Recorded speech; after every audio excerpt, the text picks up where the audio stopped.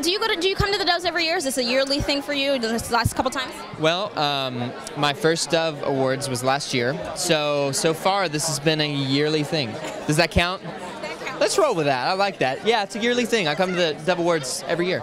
Because you were a winner last year. I was. And then you were nominated a couple times again this year. And so congratulations for that. How was it for you coming here, just seeing so many other artists, also other artists who've been on American Idol and The Voice and different shows? Yeah, last year was a little intimidating. I didn't know what to expect. And growing up listening to Christian music, man, I had the Dove Awards on this huge pedestal. This was like big bucket list thing for me just to attend, And I happened to win my first year. It was really cool. But this year, it's been so much more just like, oh my goodness, hey man, how are you? It's like people you haven't seen since a tour or since the last award show, wherever it was, or whatever. So it's cool just to be with your family again, really. It's what it comes down to. And we're going to enjoy a good night. And yeah, that's really what it comes down to. You've got new music and a new single that's been out. Tell us a little bit about the inspiration behind that song. Yeah, the single is called More of You. Really, it was the last song we wrote for the record, so it kind of snuck up on us, but youth pastor analogy, so bear with me, but 2 cups of water, one being us and the other being God. What I've come to realize is if we want to experience the full potential of God's love and power in our lives, we have to empty the water in our cup first so that God can fill us up with the most amount of Him possible. So that was just a challenge for myself, waking up one morning saying, man, I want to experience more of God today than I did yesterday and make that an ongoing thing.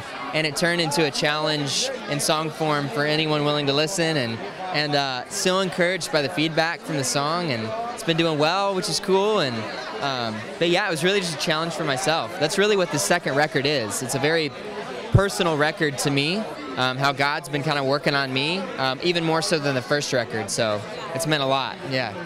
Now, for so many artists who have, graduated from these different music shows, they have opportunities to do secular music, of course, Christian music. Why did you choose to do music that's Christ-based? Man, well, whether in the CCM world or in the mainstream world, my music would have remained the same.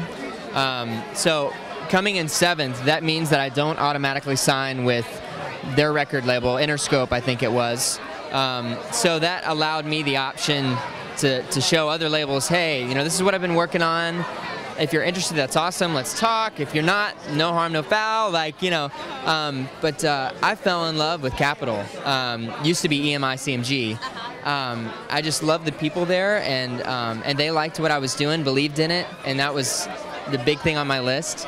And it just kind of happened that way. But I grew up listening to Christian music. I love it. I believe in it.